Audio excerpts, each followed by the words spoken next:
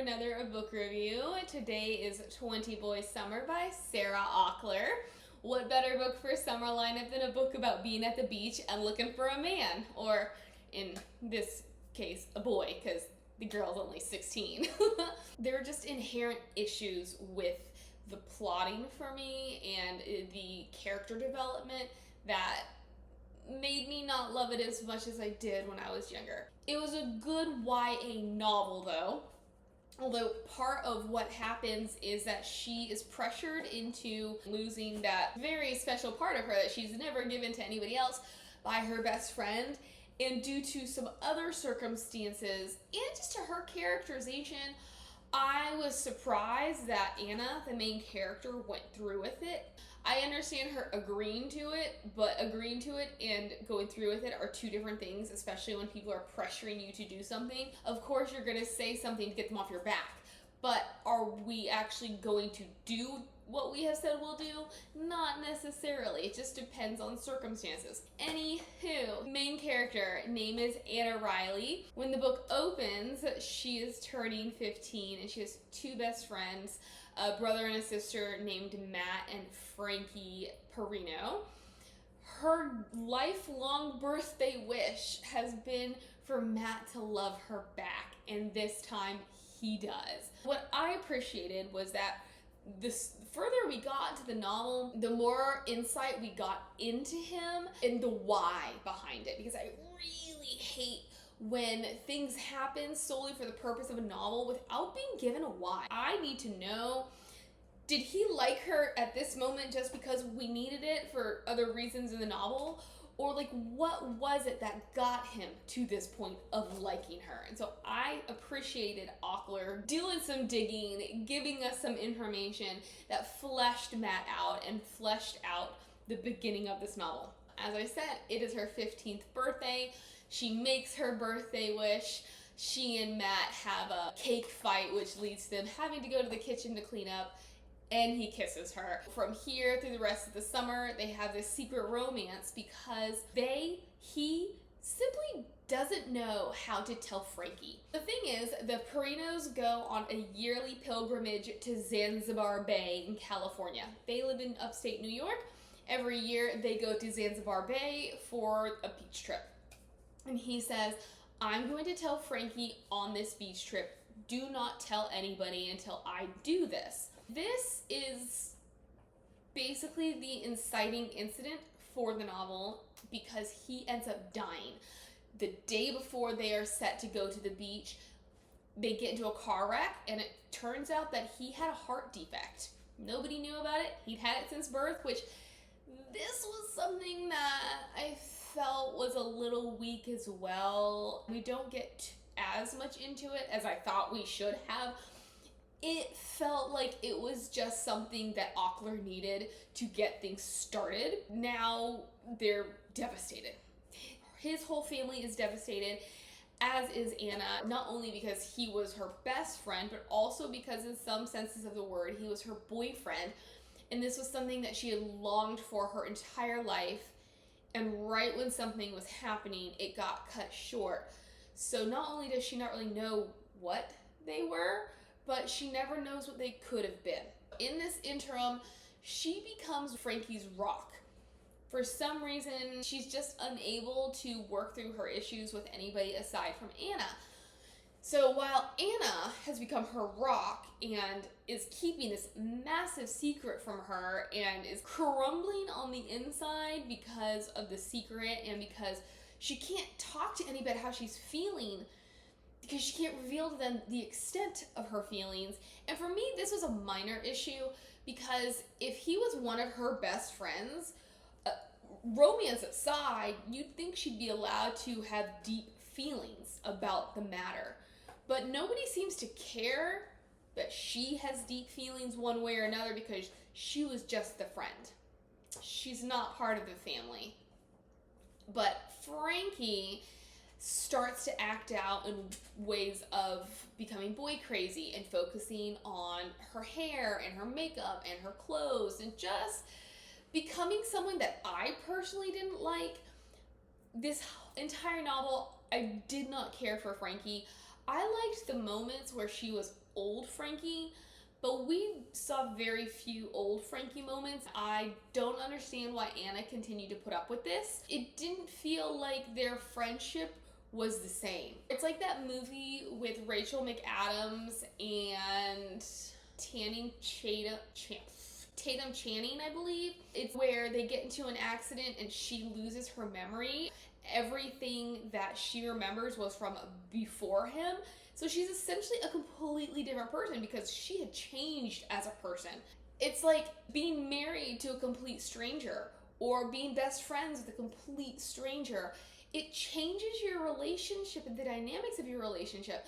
So I don't understand why Anna stayed with Frankie when Frankie was not a very good friend to her and they didn't seem to have much in common anymore. Whatever the case, they became each other's only friends. So maybe that's why Anna didn't bolt, was because she had nobody else to go to. Whatever. Now it is time for the beach trip again. Frankie's parents have decided we're gonna go.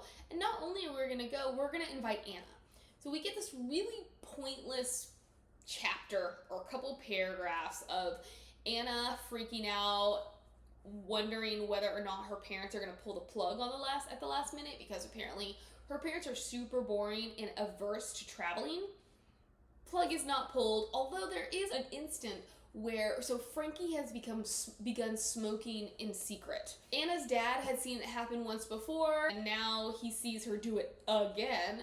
So he comes to Anna and he's expressing his concern that maybe Anna shouldn't be going on this trip and that maybe Anna is getting in the way of Frankie and her parents' healing. To which Anna feels like now she's a barnacle on this family, and I feel so bad for Anna. A good portion of this novel, I feel so bad for Anna because she's dealing with her grief on her own. I felt so bad for her that nobody seemed to consider that this was a big deal for her as well. Her parents are like, we're looking out for you by telling you that they're not gonna want you there and that by you being there, it's just gonna create more issues for them. What kind of parents are these? So she goes to Zanzibar. This is her first trip ever, her first time on a plane ever. But before they go, Frankie says, you know what you need is to lose your V card. Frankie had lost hers some months prior with some foreign exchange student at the school dance, and what she thinks Anna needs is to lose it too, so that Anna can, embrace life. Whatever the case, I thought Frankie was a really bad friend. Frankie doesn't seem to take Anna into consideration at all. It felt like it was more selfish for Frankie than it was for, hey, how can I enrich my best friend's life? I don't understand why Anna losing her V card is something that absolutely positively has to be done for Frankie. Absolutely positively done for Anna.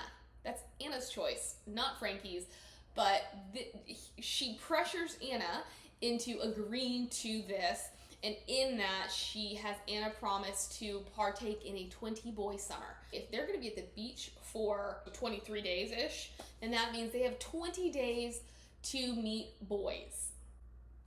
And there we go. So they get to California, and I thought the beginning of the novel was a lot stronger than the end of the novel, largely because there was so much to deal with and to unpack that there wasn't enough time to do it. We almost flip a switch at a certain point, and what I like, and we need everybody to heal and to move on.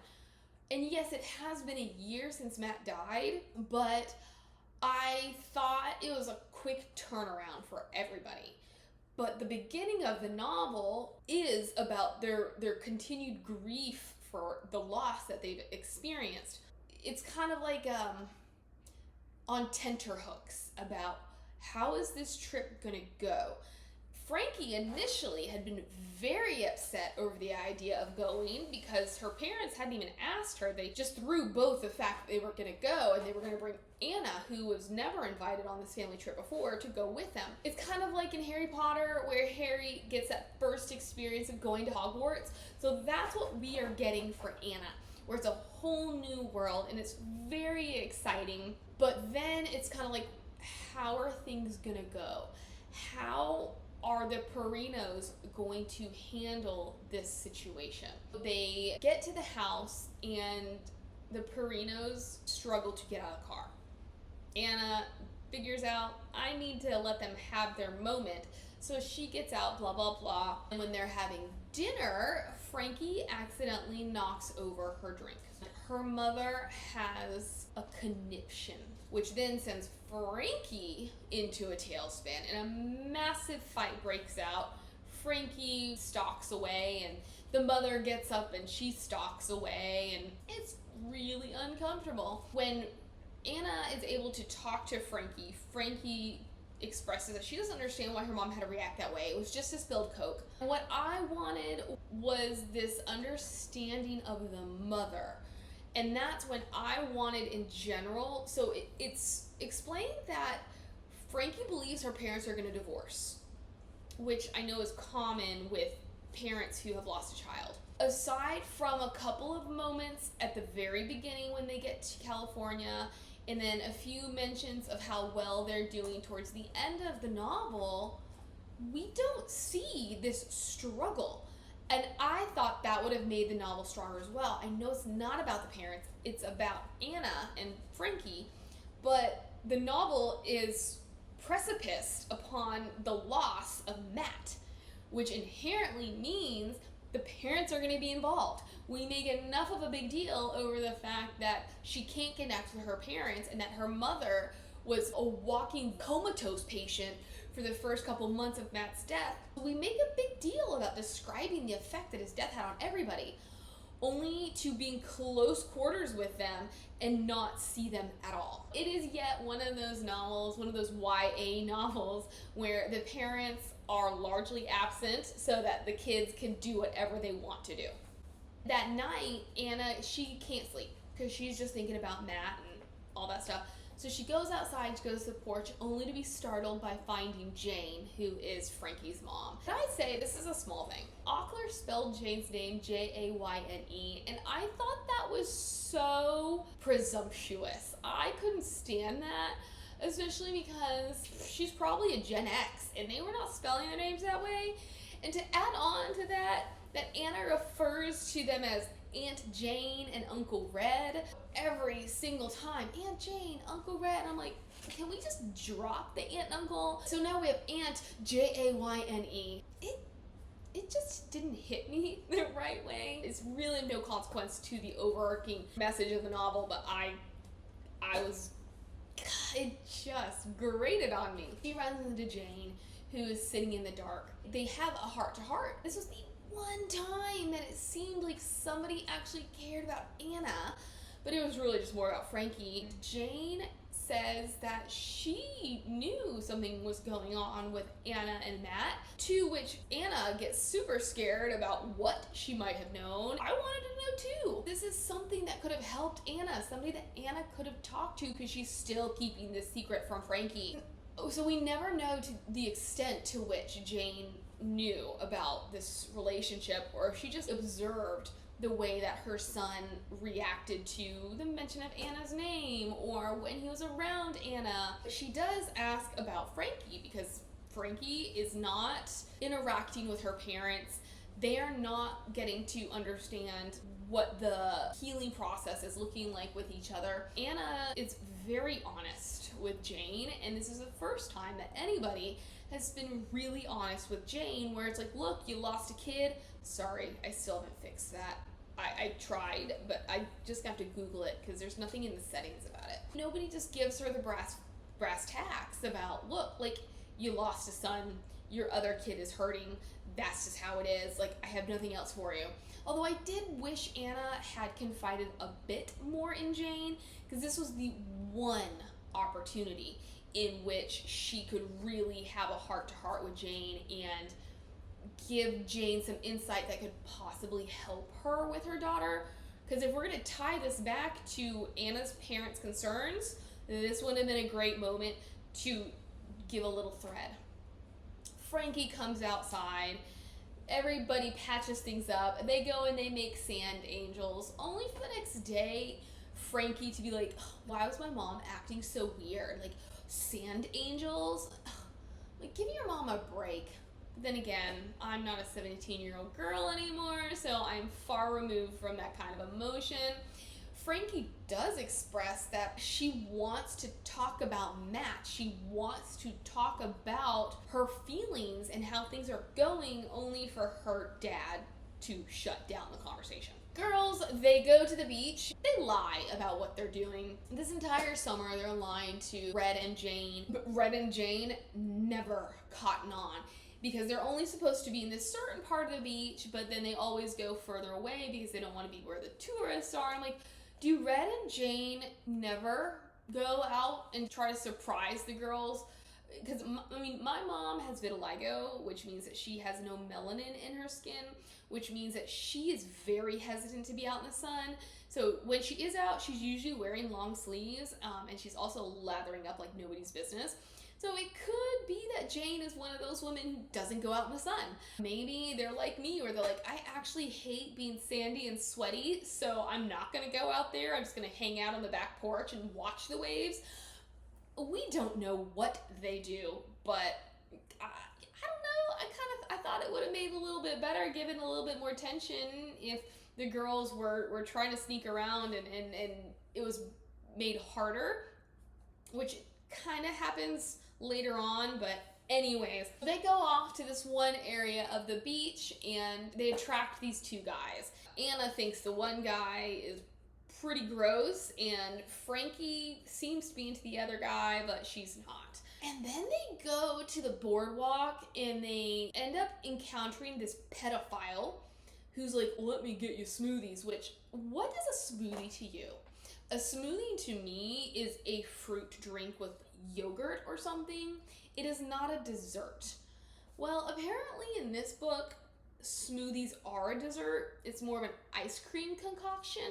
I was like, why do we keep getting smoothies? Smoothies are not a dessert. So he's like, let me get you smoothies. And Anna's like, no. And Frankie's like, yes. And he does, only for Anna, and this is me being frugal, because then his equally grotesque wife comes and drags him away. And Anna's like, we're throwing these out, we're buying new ones. I'm like, that was a perfectly good smoothie.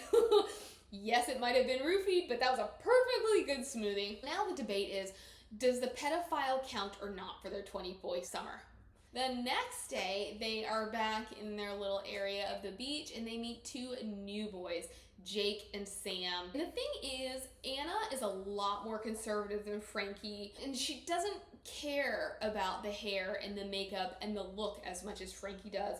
And she also doesn't consider herself as attractive compared to Frankie, who is a goddess in Anna's eyes. She's just this pasty, pale thing with really curly hair. I don't know what she's supposed to look like, because Frankie says that Anna is extremely attractive. So I don't really know what's going on here, but Frankie is the one that attracts all the guys. Frankie's the one with the confidence. Frankie is the one who's flirting and doing this and doing that.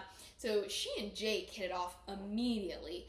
Anna, at this moment too, so Anna was out in the water, and when the boys come up, Frankie engages them. They both surf, but Jake actually teaches surfing instructions. And so a conversation had without Anna within earshot is that the girls have never surfed before, ergo Anna is a surfing virgin. Anna knows nothing about that. All she knows is that when she turns around, the boys are calling her a virgin. Frankie is just laughing and smirking, and I'm having a really hard time caring about Frankie and liking Frankie and rooting for Frankie and Anna to be best friends. Anna does have an attraction to Sam, but she does not want to be attracted to Sam, because her whole goal in life was to date Matt and to marry Matt and to lose the V to Matt. I like this. Throughout the novel, I like the juxtaposition of what she feels she should do versus what she wants to do, because I think that is very valid and that's a natural response to grief. You don't want to feel like you're betraying somebody, but your life is moving forward. She is very resistant to being with Sam, yet over the course of the next few days, she finds that she cannot stop thinking of Sam, and the girls start meeting up with the boys. Sam works at, I call it the Shake Shack. I don't think it's the Shake Shack. I think it's just the Shack, or like the Smoothie Shack. It's a smoothie place. They start going there at night, and this is where they do start sneaking around, and there is a point where Jane catches them, and then the question becomes, has she seen them every night? Because when Frankie expressed that she thought that her parents were getting a divorce, she said, well, they don't even sleep in the same bed or in the same room anymore. It raises the question of, is Jane out here every night because they're not sharing a room, and so she has seen them every night? Is this expanded? No, which bothered me. Now the girls are living their best lives with these boys, which ultimately ruins the 20-boy summer. But Frankie accepts this because Frankie realizes that it's just going to be a one-boy summer for Anna. And on that note, I wished that it had been more of a Frankie recognizing that she needs to stop pressuring Anna into doing things Frankie's way. But she needs to understand that Anna is a completely different person, completely different preferences, and a different way of living her own life. That's Frankie's growth in this novel, is that, you know what? Anna might not want to do things my way, and that's okay. So I am going to appreciate what she has found. That's not the message behind it. It's just Frankie realizes Anna's not going to participate in the 20-boy summer because she's found one boy, and that's just who she's going to stick with. Overall, I think they only meet 7 or something, including the pedophile. However long into the summer, a week, maybe a week and a half, which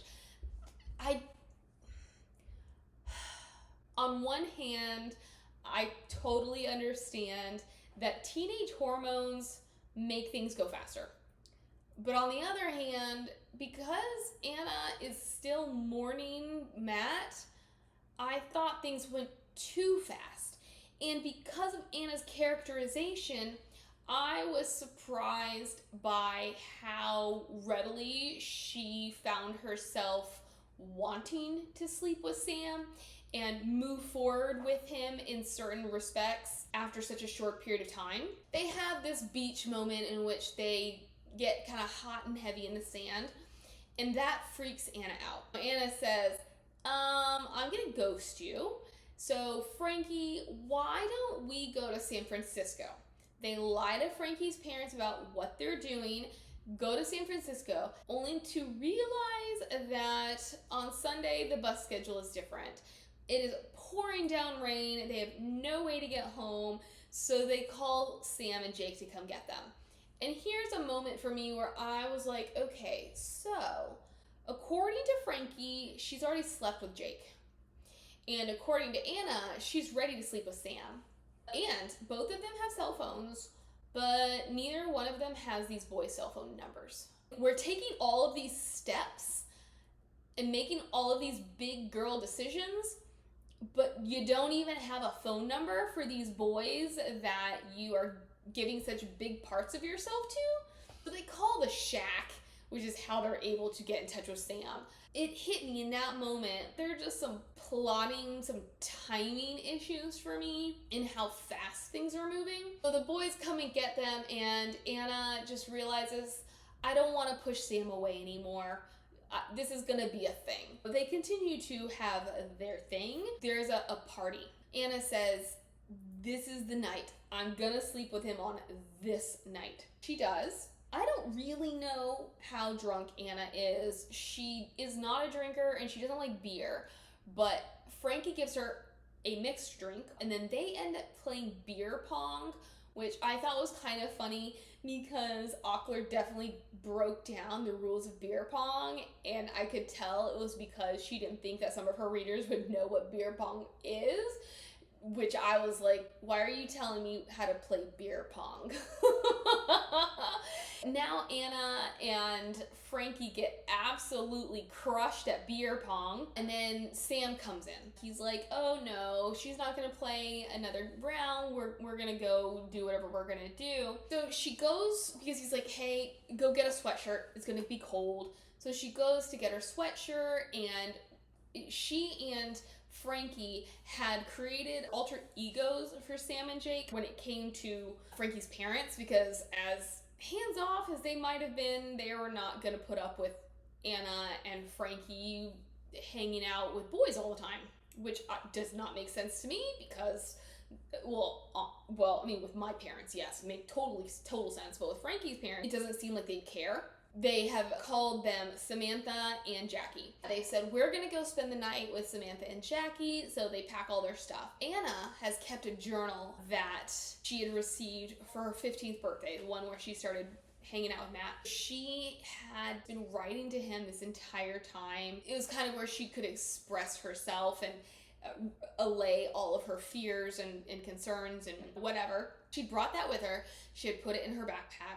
So she goes off to do what she's gonna do with Sam, and now she's coming back and she's all excited to tell Frankie she's joined the club, only to find Frankie outside of the party, sitting on the steps leading to the beach, furious with her. Why is she furious? Because drunk Frankie thought it'd be a really good idea to read Anna's journal, and she learned all about this affair with Matt. Okay, I understand feeling betrayed. I understand feeling sucker punched by the fact that this was happening and she had no clue. But why she is so upset that Anna would keep this a secret from her, I don't understand. Especially because Anna explains that this was Matt's decision.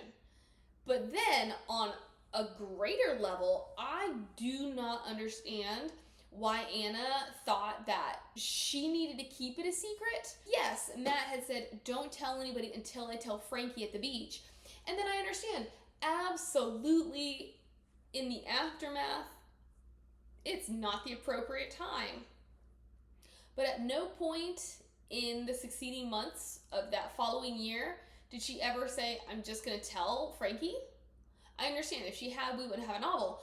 Ocular tried to explain it.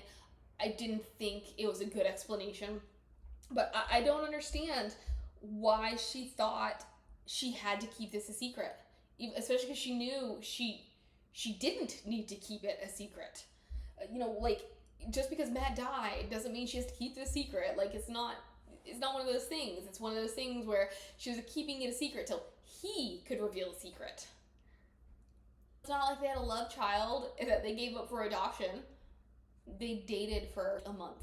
But the thing with Frankie, and this is where I thought it was real rich, and that we did not touch on nearly as much as I thought we should have, Frankie never slept with that German exchange student. Frankie never slept with Jake. So Frankie is pressuring Anna to lose her V card to somebody Anna barely knows. She didn't even know his last name until right before it happened, because she realized she couldn't let it happen without knowing his last name and him knowing hers, which is another problem that I had, because Anna is a very cautious, sensible person. She is one of those people that if she's going to do something, it's because she's invested. This is a long-term thing for her. She has a really good reason why she will take that next step. Yet this entire summer, she knows Sam is temporary. She knows she's going to do this with him only to never have contact with him again. And she doesn't want to have contact with him again. I liked Sam. I felt like Sam got the shaft because it's almost like he got played. I didn't understand Anna. Her characterization did not align for me when it came to losing her V card. This whole Anna's albatross, like the fact that she needed to lose it. The Anna that I expected throughout this novel was the Anna that we met at the beginning. Not that Anna can't change, not that Anna can't want to do it, But the way she was so nonchalant about it when it ended up happening was astounding to me. But the fact that Frankie essentially forced Anna into this situation, yet she had never done it herself, was real rich. And do we actually get into that? No. Anna does make comments about it, but Frankie, all that matters to her was that Anna lied to her. But they both lied to each other in equal measure. Anna didn't tell her that she'd been in some sort of relationship with her brother. Well, Frankie, for an entire year, essentially lied to Anna about who she was and what she was doing, and then for a couple months about what she actually had done.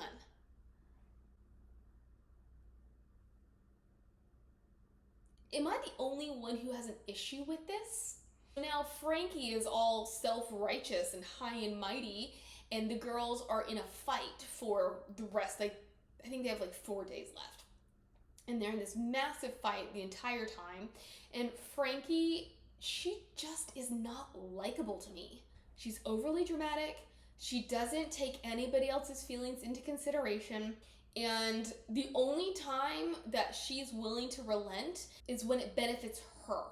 And the thing is, why could the parents not know that they're in a fight? Teenage girls fight.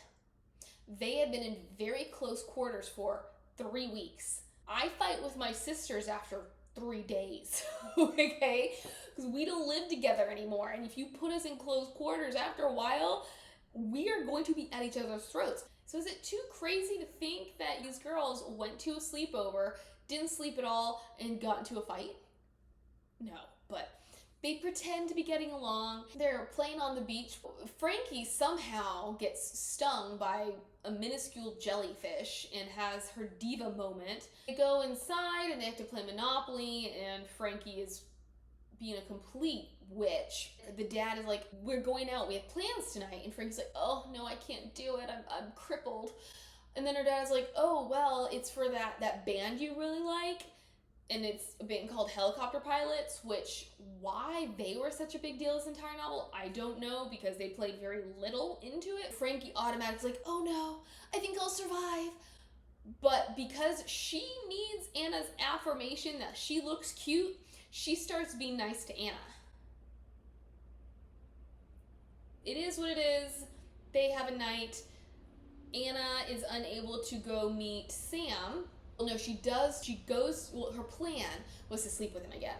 But when she sees him, she breaks down because she's had this entire stressful day about fighting with her best friend. So they don't sleep together, but he's so sympathetic. And this is when she reveals to him everything that happened with Matt. This is what I really like Sam, because he has been a pretty flat character to this point. And I loved his reaction to her. I loved how he was supportive of her. The next night, she does sleep with him again, and I am astonished by her nonchalance, how her whole goal to meet up with him that night was just to sleep with him. What happened to the Anna from the beginning of the novel? The Anna that invested in people and considered relationships to be extremely important, who was like, oh, I could never sleep with anybody because I planned to sleep with Matt, which rationally, I get it. She let go of Matt so quickly.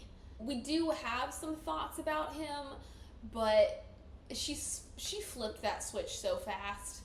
And I love that she's happy. I do. But I needed little twinges of guilt. I needed her to have some sort of consideration for Sam in the same way that she had for Matt. Because she's not a Frankie. She takes things to heart. She's not flippant. Yet she's flippant about sleeping with a guy that she doesn't know. She's flippant about whether or not they'll ever see each other again. And he's the one who's like, I want you to take my sweatshirt. I want you to have my email. I want us to have this connection in some form or fashion. Even if nothing pans out, even if I never see you again, I want us to be able to keep in touch. I think I would have been more satisfied if he'd been using her for the same thing that she ended up using him for. For some reason, Anna is coming back to the house only to be met by Frankie, who is all of a sudden concerned about her. Woke up, Anna wasn't there. Figured that she'd be back later. Woke up, Anna still wasn't there. I need to go find her. Why are you concerned about Anna? This is when they dig into it and apologies are made. I was very unsatisfied with all of this because it's like they almost formed a truce. So then they get home and I don't know, the parents notice a difference in Anna. She's no longer as uptight. She's a lot more relaxed.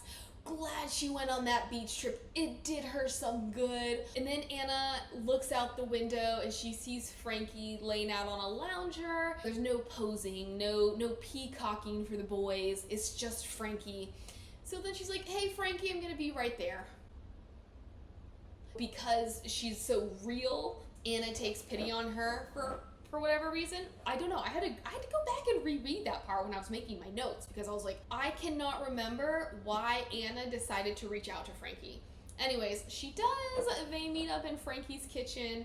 They have a heart-to-heart. They end up going to Matt's room. Frankie reveals, so every time they went to the beach, they would always bring sea glass back for Anna.